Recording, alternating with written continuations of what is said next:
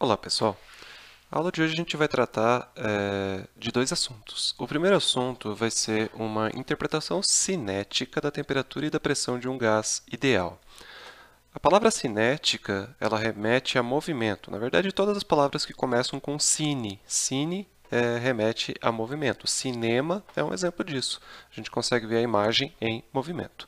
Quando a gente fala em interpretar cineticamente a temperatura e pressão, é darmos uma interpretação para essas grandezas físicas com base na movimentação das moléculas. Então, a temperatura, nós vimos nas aulas passadas, que ela é definida a partir do conceito de equilíbrio termodinâmico, como sendo aquele estado em que dois sistemas podem trocar energia entre si, mas não trocam. Isso acontece porque estão numa mesma temperatura. Então, a temperatura é definida a partir deste critério.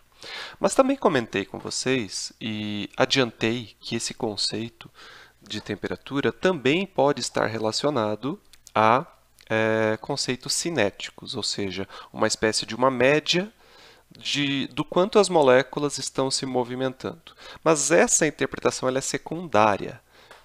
A gente consegue fazer essa relação depois de estabelecer os conceitos de temperatura e de equilíbrio termodinâmico. Mas eu preciso introduzir eles porque nós vamos utilizá-los mais adiante. Então, tem alguns livros chamam isso de teoria cinética dos gases, que é justamente você interpretar cineticamente esses conceitos. Então, para isso, a gente quer entender como que a temperatura pode estar linkada com essa propriedade. Para isso, vamos imaginar que tem um gás ideal, que são aquelas partículas que sofrem choques elásticos, ela tem um tamanho tão minúsculo que elas praticamente não ocupam espaço no recipiente, o espaço ocupado é simplesmente a distância intermolecular. Então, vamos imaginar aqui que nós temos um caixote que está armazenando o nosso gás ideal. É sempre bom pensar num caixote, porque você tem as paredes bem regulares, então fica bastante direto nós entendermos qual é a área aqui deste recipiente. Se fosse um recipiente mais irregular, isso não seria tão fácil. Então, aqui dentro nós temos algumas partículas, né? Diversas partículas, como nós mostramos nas aulas anteriores. E elas estão se movimentando em direções totalmente aleatórias. Ou seja, tem partícula descendo, tem partícula subindo, tem partícula indo para um lado, tem partícula indo para o outro e assim por diante. Então, vamos pensar primeiro na propriedade de pressão. O que seria a pressão? A pressão está relacionada com a força do impacto que cada uma dessas moléculas impõe sobre as paredes. Então, vamos prestar atenção com um pouco mais de detalhes em uma só dessas inúmeras partículas, nessa que eu estou circulando em azul. Então, essa partícula que está aqui com essa seta indicando o vetor velocidade dela, enquanto ela não se chocar com nenhuma outra partícula, ela vai seguir uma trajetória retilínea até encontrar a parede e aqui, pá, acontece um impacto. Para a gente não ficar tão poluído visualmente, vamos esquecer por um instante que tem tantas moléculas assim. Eu vou apagar todas elas aqui para a gente conseguir prestar mais atenção só neste caso que eu estou me referindo.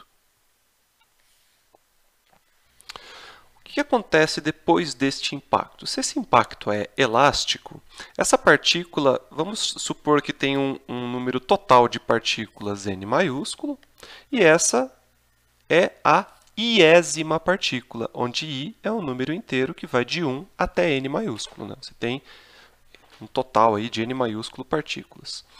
Essa velocidade, então, é a velocidade da partícula i, que por sua vez tem uma massa m minúscula. Vamos supor que é um gás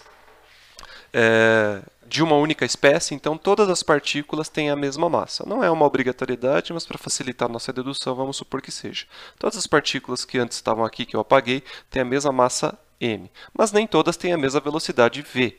Algumas podem estar mais rápidas e outras podem estar mais lentas. Além disso, a direção delas é aleatoriamente distribuída nas direções aqui. Só que se esse impacto ele é elástico, essa velocidade aqui, o valor dela não muda, só muda a direção. Então, após sofrer esse impacto, você vai ter ela ricocheteando aqui.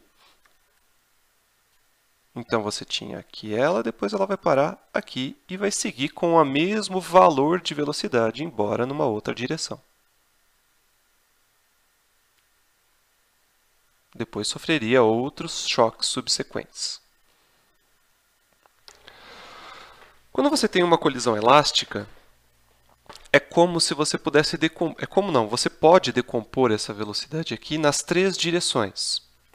Todas as direções paralelas a essa superfície não sofrem alteração. E a direção perpendicular à superfície, ela sofre simplesmente uma inversão de sinal. Ou seja, no momento desta colisão, deixa eu desenhar a minha partícula aqui, você vai ter essa velocidade com uma determinada componente para cá e uma componente para cá, certo? Seria um VI na direção x e um VI na direção y. Supondo que a direção x é essa direção ao longo dessa aresta aqui, né? Vamos supor que essa é a direção x. Após a colisão, essa componente VIY fica exatamente como ela era antes, ela não sofre nenhuma alteração. A única alteração acontece nessa componente aqui. Ela sofre uma inversão de sinal, e antes ela estava vindo na direção positiva de x, depois ela passa aí na posição negativa de x. Então, após a colisão, você vai ter uma inversão dessa componente aqui. Então, a gente poderia simplesmente fazer um estudo dessa partícula, supondo que ela só está se movendo na direção x. E a mesma coisa aconteceria para partículas que só se movem na direção y e partículas que só se movem na direção z. Então, nós teríamos aqui essa partícula com uma certa velocidade. Agora, vamos só restringir a componente aqui na direção x, v e x. E nós estamos interessados... Deixa eu fazer uma segunda ilustração para não poluir demais aqui. Vamos jogar ela para uma outra página.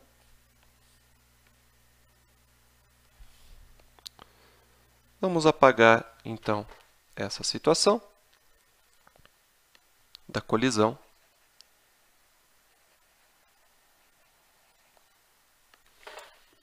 E podemos fazer toda a análise em cima de uma partícula que se move unicamente na direção x, já que a direção y não sofre nenhum tipo de alteração. Então, você vai ter a iésima partícula aqui, com uma velocidade vxi, que se movimentou em linha reta, chegou aqui e impactou. No momento em que ela impactou, a parede empurrou ela de volta com uma certa força. Ela executou uma força aqui sobre a partícula. Vamos chamar essa força de força da parede sobre a partícula I, FPI. E essa força empurrou ela para trás. Portanto, no instante seguinte, ela passou a se dirigir na direção negativa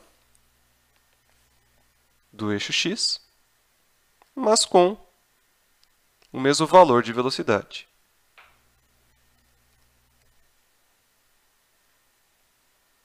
Vxi. Como que a gente consegue relacionar essa força com essas velocidades aqui? Veja, esse impacto ele dura um certo intervalo de tempo, bem pequenininho. O tempo que demorou para essa colisão acontecer. Tá? Foi como se fosse o tempo de contato. Não é exatamente um contato, mas é como se fosse. Quando você multiplica a força pelo tempo que durou a ação dessa força, você tem uma quantidade chamada impulso. Isso se estuda lá na Física 1. Não sei se vocês tiveram tempo de ver isso no semestre anterior. O impulso é força vezes ΔT. E o que significa força vezes ΔT? É a variação de momento linear. Esse P pode causar confusão porque P também é a pressão aqui, né? Agora, quando a gente fala do sentido vetorial, é momento linear, que é massa vezes velocidade. Então, aqui nós vamos se preocupar só com uma direção, portanto, a gente não precisa se preocupar com o vetor, porque a gente só está pensando na direção x, então a questão vetorial pode ser levada em consideração apenas pelo sinal positivo ou negativo. Então, a força FPI vezes o tempo que dura esse impacto vai ser igual à massa da molécula vezes a velocidade final dela, xi, e ela termina indo para o lado esquerdo, né? Essa aqui é a velocidade final.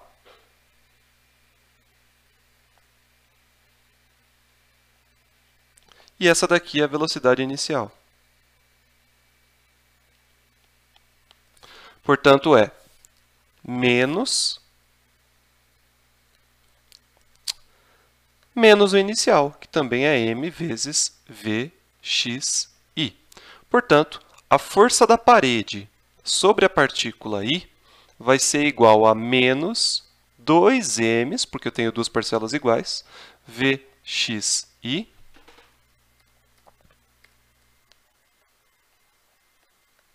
sobre ΔT, onde ΔT é o tempo que dura essa colisão. Agora, durante o tempo que demorou este contato, uma série de outras partículas também colidiram. E a força total que é empregada sobre essa parede, ela não é só a força da iésima partícula, é a força aplicada sobre todas essas partículas que conseguem atingir a parede durante o intervalo de tempo que durou esta colisão. Então, digamos que, na média, como elas têm todas velocidades diferentes, nós não podemos falar da velocidade de cada uma delas. Elas não têm todas essa parcela aqui. Mas digamos que a força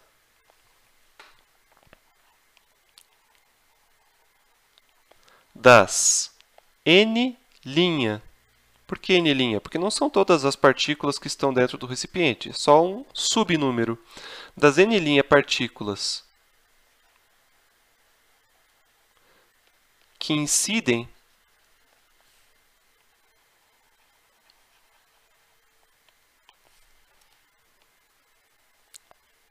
sobre a parede será dada por, vamos chamar de F total, que age durante o tempo ΔT.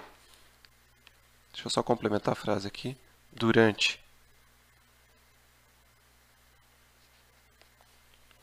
ΔT vai ser dado por o número n', que eu ainda não descobri qual é, vezes menos FPI. Por que menos? Porque FPI é a força que a parede faz sobre a partícula. E agora eu estou preocupado com a força que as partículas fazem sobre a parede. Esse é um par de forças do tipo ação e reação. Então, o valor tem a mesma expressão, só que com sinal opostos. Portanto, a força que age sobre a parede T vai ser igual a n', que multiplica 2, sai o sinal negativo, m, v, x, sobre ΔT. Só vou fazer aqui uma pequena alteração. Como essas n' partículas não têm todas a mesma velocidade, algumas vão colidir com uma velocidade maior e outras mais lentas. Então, como isso vai acontecer num intervalo de tempo muito curtinho, porque dura muito pouco tempo essa colisão, faz sentido eu me preocupar com uma velocidade média dessas partículas, e não com a velocidade da iésima partícula individualmente. Tudo bem? Vamos guardar essa expressão por enquanto. E vamos agora tentar descobrir quem é este n'.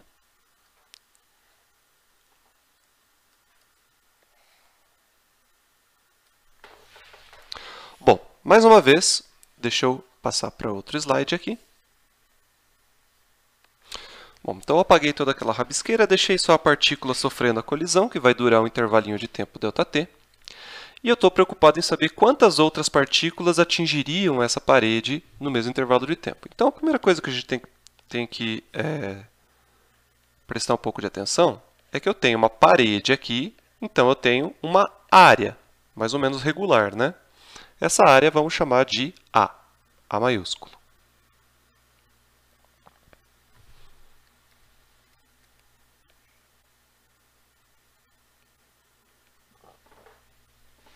Durante o intervalo do tempo ΔT, existirá aqui uma nuvem de outras partículas que estarão próximas o suficiente dessa parede para que a sua velocidade permita que elas percorram uma determinada distância e atinjam a parede no tempo em que dura essa colisão.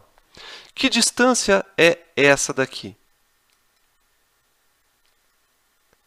Será a velocidade média que elas têm na direção x multiplicado por ΔT. Velocidade vezes distância, velocidade vezes tempo é igual a distância, certo? Portanto, existirá um subvolume, ou seja, uma parte do volume, que seria como se fosse essa fatia aqui, que eu estou destacando, onde todas as partículas que estão inseridas nesse subvolume terão condições de atingir aquela parede, que seria esse volume achurado aqui, como se fosse uma camada de partículas. Vamos chamar esse volume aqui de V', porque não é o volume total do recipiente, tá? É um subvolume. Como é que você pode escrever V'? V' é igual à área A, que multiplica a espessura dessa camada, né? Qual que é a espessura? Vx vezes ΔT. E qual que vai ser o número N'?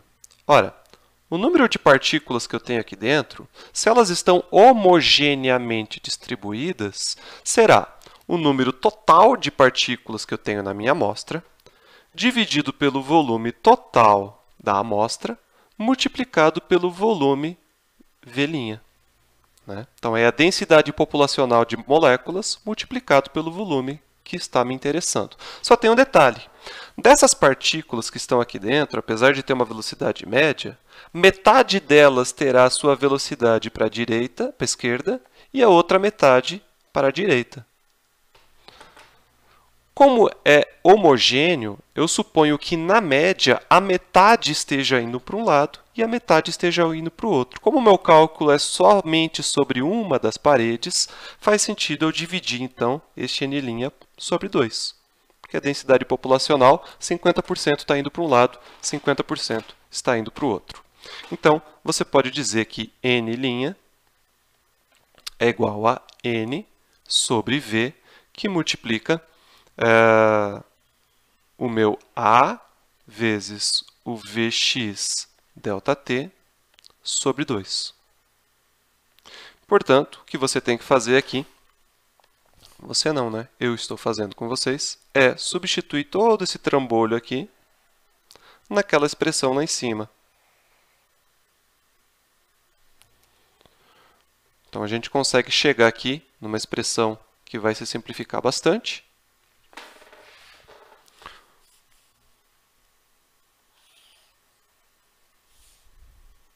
Onde você tem a força total sobre a parede durante esse intervalo de tempo vai ser dado por N sobre V, que multiplica A Vx. Aqui é o Vx médio, tá? É a média das velocidades, porque não são todas iguais. Vezes ΔT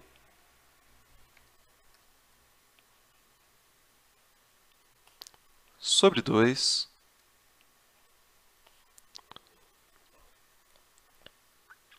Tudo isso é o N'. Agora, vamos multiplicar ele pela força causada sobre a parede de uma única partícula. Então, toda essa expressão inicial aqui é o número total de partículas que incide sobre a parede. Cada uma delas faz uma forcinha. Que forcinha é essa? 2 vezes a massa de cada partícula, vezes a velocidade média na direção perpendicular à superfície incidente, dividido por ΔT. Então, olha que legal. O ΔT corta aqui e aqui, o 2 corta aqui e aqui, né? Então, você pode escrever essa força total sobre a parede como sendo N vezes a massa de cada partícula sobre o volume total da amostra, que multiplica Vx médio ao quadrado, porque tem 2 termos. Agora, o número total de partículas multiplicado pela massa de cada particulinha. Deixa eu passar essa expressão para outra página. Isso daqui nada mais é. Só um pouquinho. Esse numerador aqui nada mais é do que a massa total do gás, da amostra, né? Porque N maiúsculo é o número de moléculas total que você tem no gás. Cada molécula tem uma massa M minúsculo, portanto, isso aqui é a massa total. Só que quando você pega e divide a massa total do gás pelo volume total que ele ocupa, tudo isso aqui que eu estou circulando em laranjado vai ser o quê? A densidade média do gás. Então, a força que incide sobre a parede, total que incide sobre a parede, vai ser ρ, que multiplica Vx médio ao quadrado. Eu esqueci de uma área, né? Um A aqui que eu acabei esquecendo. Vamos colocar ele aqui.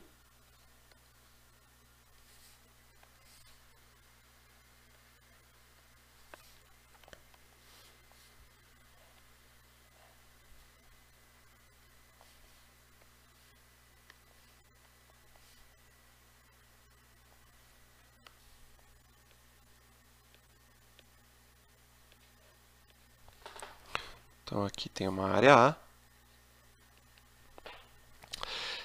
E o que é essa força total? Tem tudo a ver com a pressão, né?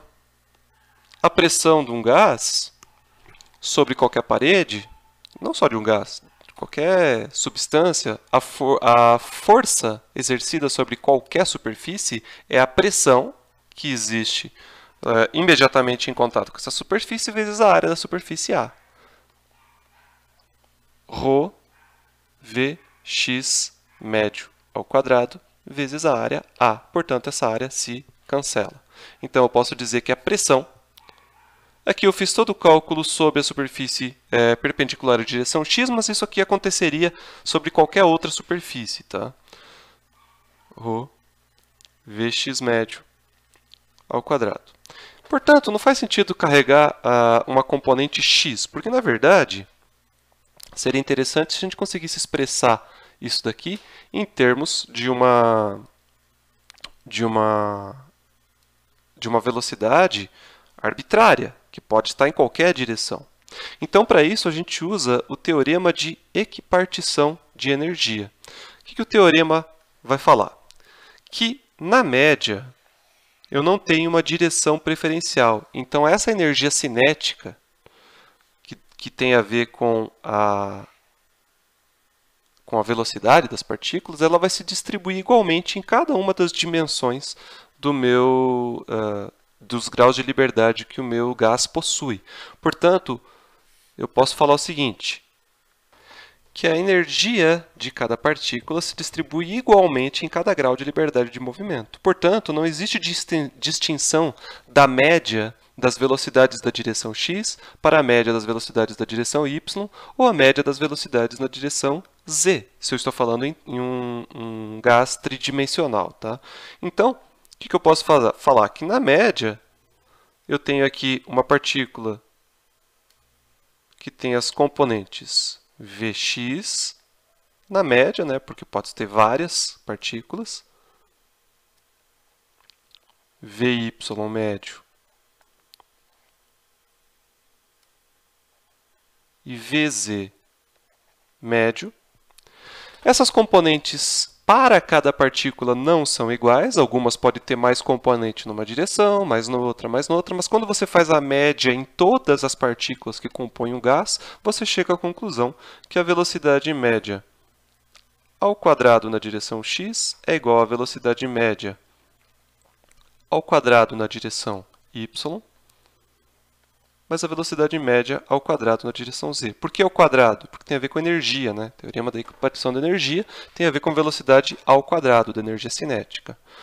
Portanto, a velocidade quadrática total não é a soma da velocidade x média ao quadrado mais a velocidade y média ao quadrado mais a velocidade z média ao quadrado.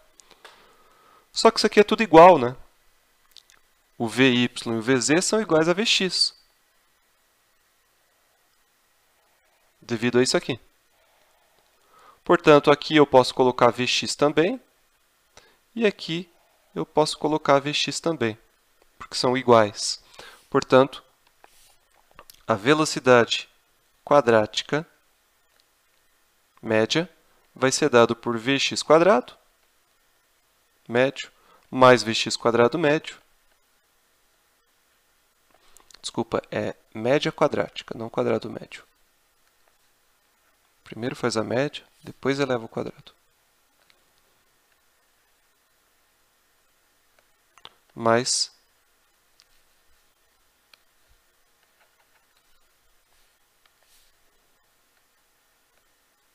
Vx quadrado médio. Ou seja, 3 parcelas de Vx média quadrática, porque o Vy é igual a Vx e o Vz é igual a Vx.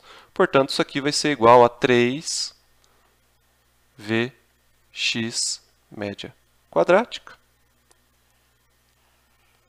E, portanto, a gente pode concluir, então, que a 3 Vx média quadrática é igual ao V total média quadrática e, portanto, Vx média quadrática é igual a V média quadrática sobre 3. Então, se a gente quiser voltar aqui, ó, e não ficar expressando a pressão em termos de uma das componentes médias, eu posso substituir essa relação aqui, onde essa componente é V quadrado sobre 3, e, portanto, a pressão P é igual à densidade do gás, que multiplica a velocidade média dela ao quadrado sobre 3. Então, essa é a primeira relação cinética que nós temos. Por que cinética? Porque associa uma grandeza termodinâmica, que é a pressão de um gás, com uma grandeza mecânica, que é a velocidade da partícula.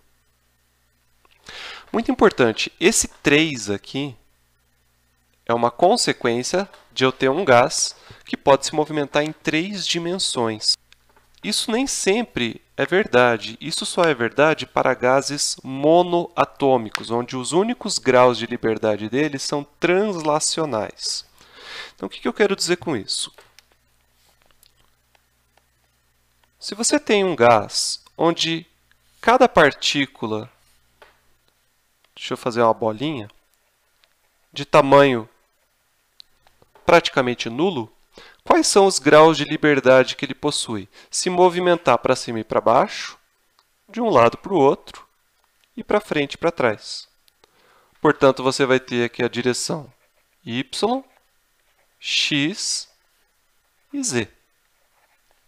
E aí, essa partícula pode sair aí viajando, caminhando pelo espaço, mas sempre variando uma ou todas destas 3 componentes. Então, você tem 3 graus de liberdade.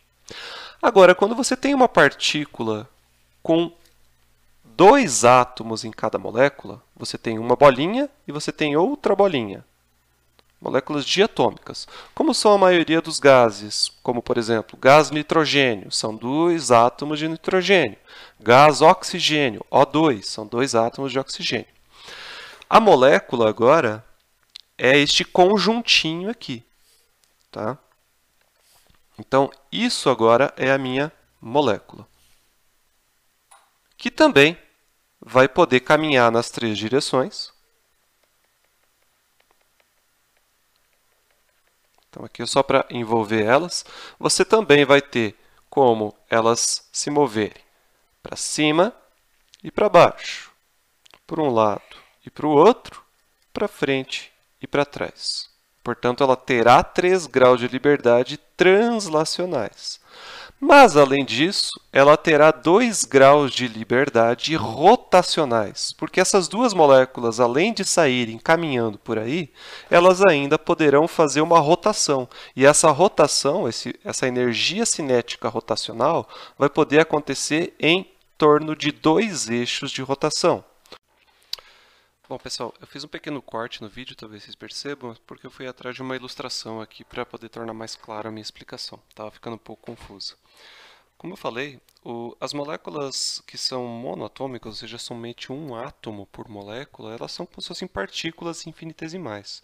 Portanto, elas podem acumular energia cinética em cada uma das suas direções de movimento, que no espaço normal, aí, digamos assim, euclidiano, tem 3 dimensões, x, y, z.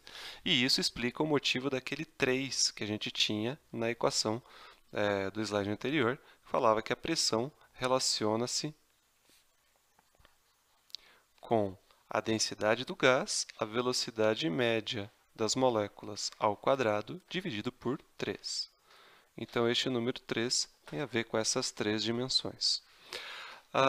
Uma molécula diatômica, ela vai apresentar mais graus de liberdade, porque ela, além de ela possuir essa possibilidade de sair vagando por aí, ela vai poder girar de duas maneiras diferentes. Então, por exemplo, se a gente imaginar uma molécula diatômica como se fossem duas partículas ligadas por uma espécie de uma barra, onde essa barra representa a força de interação entre elas, pode ser uma ligação química, por exemplo, essa molécula vai poder sair passeando aí pelo espaço, né? Assim como uma molécula monoatômica e, sei lá, vir parar aqui, por exemplo. Então, este é um movimento que a gente chama de translacional. É quando o centro de massa do objeto muda a sua posição. Agora, ela pode fazer um movimento onde o centro de massa fica parado, mas a massa rotaciona em torno de um eixo que passa por esse centro. E a questão é que moléculas diatômicas existem 2 eixos onde o momento de inércia é não nula. Para quem não lembra, energia cinética rotacional é um conteúdo lá da Física 1 e ela é dada pela seguinte expressão: momento de inércia em torno do eixo que se gira multiplica a velocidade angular ao quadrado sobre 2. Então, desde que eu tenha um momento de inércia não nulo, você tem energia cinética rotacional em torno daquele eixo. Então, a ilustração aqui que eu acabei procurando para poder ilustrar isso é o seguinte. Deixa eu dar um zoom aqui. Então, novamente, vamos imaginar a nossa molécula diatômica como se fosse um altera, que é uma representação tridimensional, é como se ela estivesse entrando no plano que você está me assistindo, e aí eu tenho 2 eixos paralelos que estão no plano onde você está me assistindo. Então, essa representação, ela dá a entender que essa molécula pode girar em torno deste eixo, que eu vou fazer uma linha vermelha sobre ele, e deste outro eixo, que eu vou fazer uma linha azul sobre ele. Então, esses eixos que eu representei em vermelho e azul são os eixos onde o momento de inércia é não nulo. Será que ele não pode girar também em torno deste eixo aqui que eu vou fazer em verde, por exemplo?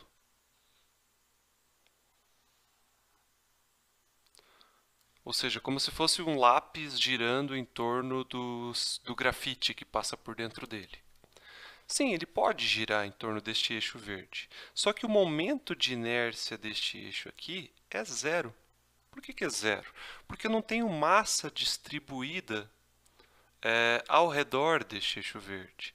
Ah, mas e essas esferinhas que representam o átomo? Elas estão representadas desse tamanho só para a gente poder enxergar ela. Mas o átomo é uma partícula tão pequena que o tamanho dela é como se fosse nulo. Tá? Então, eu não tenho momento de inércia em torno deste eixo. Portanto, mesmo que ele possa girar aqui, ele não tem energia cinética em torno desse eixo. Ele só vai ter energia cinética em torno de 2 eixos. E, além disso, além desses 2 graus de liberdade rotacionais, então este verde não conta, porque eu não tenho massa em torno do eixo verde. Eu tenho os 3 eixos translacionais que eu já tinha para a molécula monatômica, ou seja, ao longo do eixo que eu chamei aqui de eixo Z, de eixo Y e de eixo X. Então, uma molécula diatômica ela vai ter 5 graus de liberdade, 3 translacionais e 2 rotacionais. Então, a energia vai poder ser distribuída igualmente em 5 partes. Então, essa equação aqui, para a molécula diatômica, que moléculas são diatômicas? Todas aquelas que a gente fala que tem 2 do lado, por exemplo, O2, N2, H2. Então, são 2 átomozinhos para cada molécula. Então, para moléculas diatômicas, você vai ter essa expressão um pouquinho diferente. P igual a ρ, velocidade média ao quadrado sobre 5, porque ela vai ter 5 graus de liberdade. Então, essa equação aqui, que eu falava que a energia se dividia em 3 partes iguais, se distribui igualmente para cada grau de liberdade, quando eu tenho 5 graus de liberdade, então vai estar sobre 5. E agora, quando eu tenho uma molécula que tem ainda mais um átomo, ou seja, ela pode ser triatômica ou mais de 3, ela pode ser poliatômica. Qualquer átomo que ela tenha a mais aqui, veja o que vai acontecer. Se eu coloco mais uma pelotinha aqui em cima, deixa eu pintar de preto, uma ou mais, tá? Eu acabo tendo aqui uma outra ligação, né? O que vai acontecer agora, quando eu tenho essa pelotinha aqui? Este eixo de rotação, que já existia antes, mas o momento de inércia era nulo, porque eu não tinha massa girando em torno dele, agora eu passo a ter massa girando em torno dele. Ó. Então, agora eu ganho mais um grau de liberdade. Então, agora este I aqui é diferente de zero. E, portanto, eu tenho uma energia cinética não nula em torno deste eixo, então eu ganho mais um grau de liberdade. Eu fico com 3 graus de liberdade rotacional e mais 3 translacional, dando 6 graus de liberdade no total. Então, para moléculas poliatômicas, que têm 3 ou mais átomos por molécula, a pressão vai ser dada por ρ, V média ao quadrado sobre 6. Tá? Então, isso daqui, deixa eu apagar agora essa ilustração.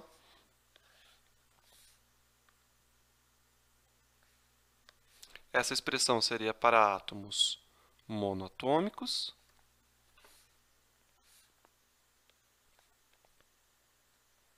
Desculpa, átomos não, moléculas monatômicas. A segunda, para moléculas diatômicas. E a última, para moléculas com 3 ou mais, chamadas de poliatômicas. Então, sabendo a pressão do gás e a densidade dele, você pode estimar a velocidade média quadrática. Tá? Então, essa é uma das relações cinéticas de propriedades termodinâmicas com propriedades mecânicas. Agora, a gente pode lembrar que para um gás ideal,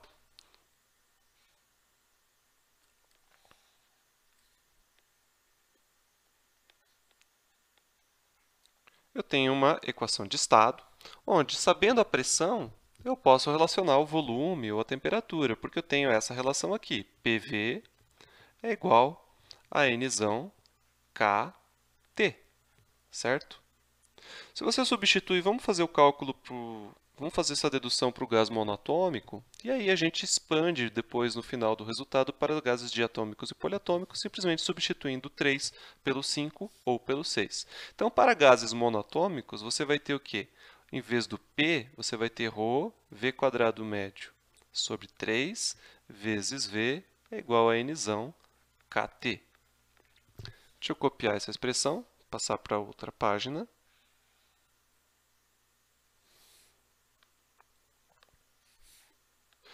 Olha que interessante, aqui deste lado você acaba tendo uma densidade que multiplica um volume. dessa multiplicação que eu estou circulando em vermelho, o que vai acontecer? Uma densidade que multiplica um volume vai dar uma massa, né? Mas que massa é essa? É a massa de uma molécula? Não, é a massa do gás como um todo, porque este volume aqui é o volume total ocupado pelo gás. Então, a massa total do gás multiplicada a velocidade média das moléculas ao quadrado sobre 3 é igual a nzão kT. Portanto, mzão sobre nzão, velocidade média ao quadrado é igual a kT sobre 3. A massa total do gás dividido pelo número total de moléculas que existem no gás, o que vai dar? Vai dar a massa de cada molécula.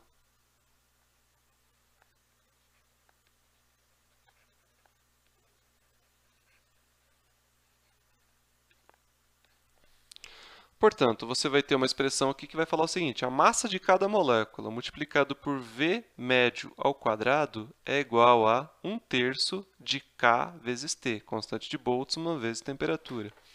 mv quadrado sobre 2 é muito parecido com mv quadrado é muito parecido com mv quadrado sobre 2, né? Esse 3 aqui passou multiplicando. Só cometi um errinho aqui. O 3 está no numerador. Aqui é 3. E aqui é 3. Então, se eu dividir os dois lados sobre 2, dividir esse lado por 2 e este lado por 2, você vai ter do lado esquerdo uma expressão que é muito parecida com a energia cinética, né? mv quadrado sobre 2. Só que ao invés de a velocidade ao quadrado, é a média das velocidades ao quadrado. Portanto, o lado esquerdo, na verdade, é uma energia cinética média das moléculas. E aqui nós chegamos na expressão que justifica aquela afirmação que eu venho fazendo, que temperatura é uma grandeza física muito relacionada com a agitação térmica. Porque do lado esquerdo você tem um termo que é a energia cinética, que tem a ver com movimento, intensidade de movimento. E do lado direito você vai ter umas constantes aqui, 3, 2, o K são todas constantes, que multiplicam o T em, obviamente, unidades de Kelvin. Isso para gases monatômicos. Repetiríamos a mesma dedução, só que com o 5 no lugar do 3 para gases diatômicos e com 6 no lugar do 3 para gases poliatômicos. A questão é, no modelo de gás ideal, as moléculas só podem acumular energia no formato cinético. A gente desconsidera a possibilidade de ter energia interna potencial. Portanto, quando eu pego a energia cinética média das moléculas e multiplico pelo número total de moléculas que tem num gás, ou seja, eu posso pegar essa expressão aqui, só passar ela para cá, energia cinética média igual a 3 meios de K vezes T, eu multiplico por N do lado esquerdo e do lado direito. Quando você tem a média das moléculas tem uma certa energia. E eu multiplico pelo número total de moléculas, você acaba tendo a energia interna do gás, o quanto que ele tem de energia contido dentro dele. Isso vai ser igual a 3 meios de nzão kT. A partir de agora, a gente vai omitir esse índice int de interno, porque quando a gente falar de energia do gás, é a energia interna do sistema. Tá? Então, a gente vai passar a falar daqui para frente em variação de energia de um gás.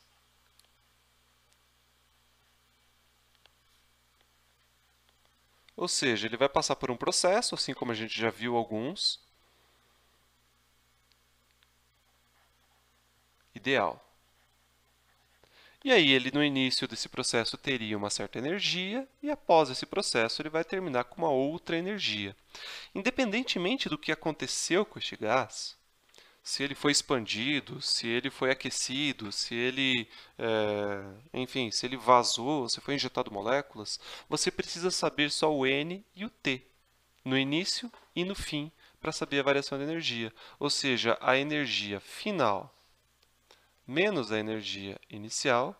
Vamos partir do princípio que não vazou gás, ou seja, o número N maiúsculo se manteve constante. Ele vai ser dado por 3 meios de Nzão KTF menos 3 meios de Nzão KTI. Portanto, a variação de energia do gás, deixa os termos comuns em evidência, vai dar 3 meios de NK, que multiplica TF menos TI, ou seja, o ΔT. Então, deixa eu só aqui passar para outro slide. Você pode dizer que a variação de energia interna, se você sabe o número de moléculas, você só precisa saber, então, a variação de temperatura. Como a gente discutiu na aula de gases ideais, você pode trocar, sempre que você vê essa multiplicação de número total de moléculas vezes a constante de Boltzmann, você pode trocar Nzão vezes K por Nzinho, que é o número de mols de molécula, vezes R. Portanto, você também pode escrever a mesma expressão de uma forma equivalente, assim. 3 meios de Nzinho R ΔT. Isso para gás monoatômico. Para gás diatômico, troco 3 por 5.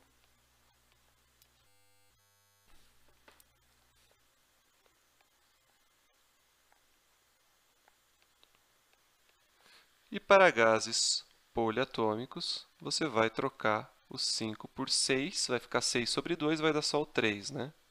NR ΔT.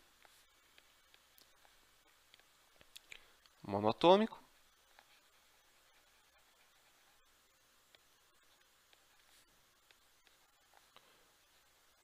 Diatômico. E poliatômico.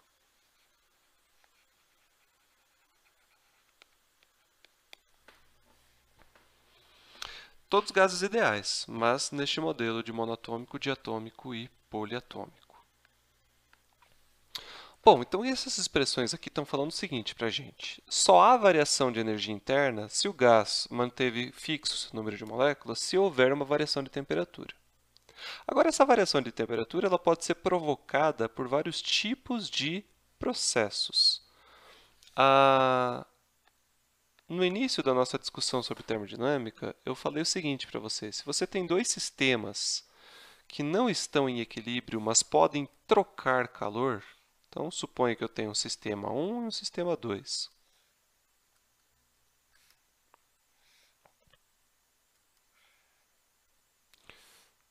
E 2. E eles estão em temperaturas iniciais diferentes, mas tem essa possibilidade de trocar calor. A gente acabou não tendo tempo de conversar sobre como que se pode trocar calor, né? Se não pode trocar moléculas. Existem 3 processos, a convecção, a irradiação e a condução. São possibilidades de moléculas se chocarem umas com as outras e aí transmitir um pouco da sua energia microscópica cinética uma para as outras. Essa é a condução. A irradiação é quando elas emitem ondas eletromagnéticas que acabam sendo absorvidas pelo outro material, essa é a irradiação.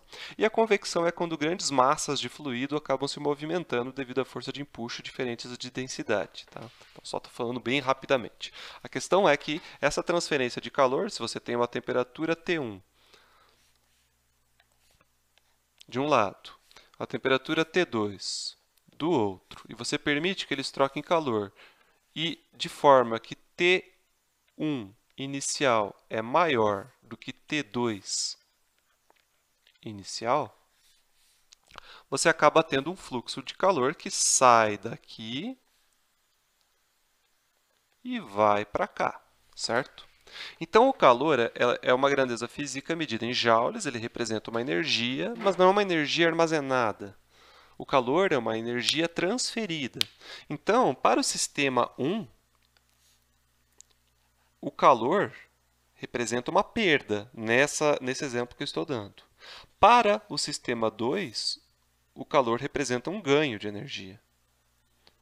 Então, eu posso falar que a variação da energia do sistema 1, neste caso específico, foi igual ao calor, desculpa, foi reduzido pelo calor, portanto, foi menos o calor.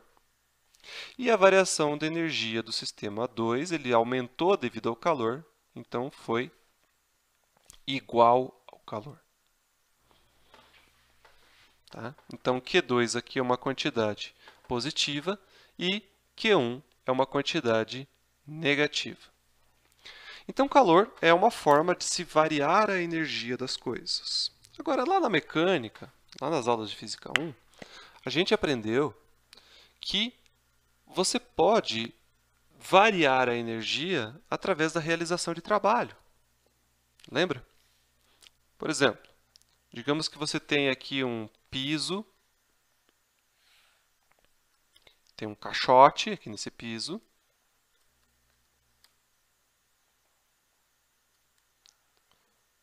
e você empurre ele.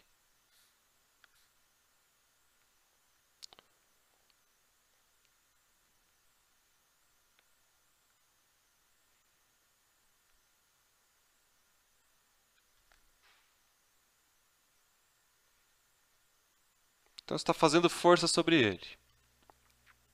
O fato de você ficar fazendo força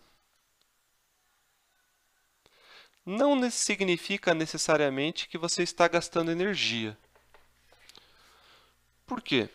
Se você tem uma mesa e sobre essa mesa apoia-se um objeto muito pesado, a mesa faz força, não faz? Porque se não fizesse, esse objeto pesado cairia. Então, deixa eu fazer aqui uma mesa. E aqui em cima da mesa você tem um objeto bem pesadão. Essa mesa está fazendo força. Pode ser uma força relativamente grande, mas não significa que a mesa perde energia. Tá? Não tem energia contida na mesa. Então, o fato de você empurrar um caixote não significa que você está gastando energia. Você se sente cansado se você faz uma força estática por muito tempo. Na musculação se chama isso de isometria, né? Mas existe uma questão bem particular, não vou ter tempo de discutir isso com vocês, mas as fibras musculares fazem um pequeno movimento microscópico quando a gente tenta manter a tensão dos músculos. Mas se não fizesse isso, a gente não estaria realizando o trabalho.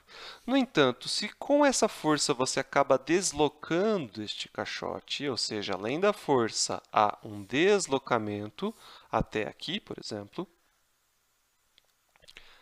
e ao longo desse deslocamento, essa força foi executada de uma forma constante,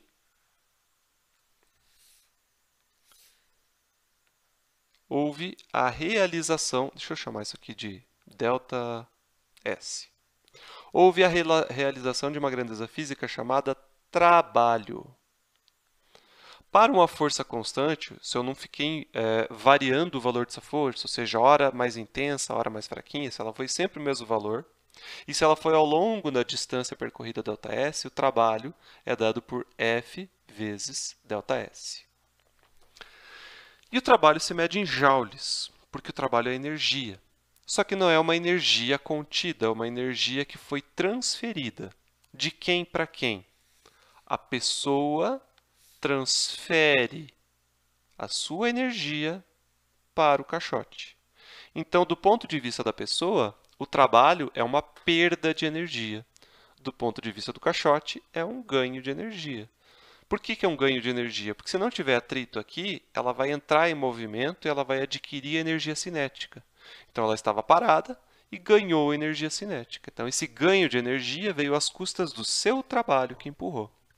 Então, o trabalho mecânico ele tem um significado muito semelhante ao do calor. Assim como aqui nesse exemplo eu falei que o calor era algo que se perde, uma energia perdida por um sistema e ganha por outra, o trabalho também é perdido por um sistema e ganho por outro. A questão é, do ponto de vista do trabalho, um trabalho realizado significa uma perda de energia, enquanto que um calor positivo representa um ganho de energia. Então, na próxima aula, eu vou partir daqui, eu vou terminar essa aula nesse slide, vou partir daqui a segunda, Eu vou discutir com vocês como que um gás realiza trabalho. Afinal de contas, ele também pode perder e ganhar energia através de trabalho realizado. Beleza, gente? Então, encerramos essa daqui por hora, por aqui. Até mais.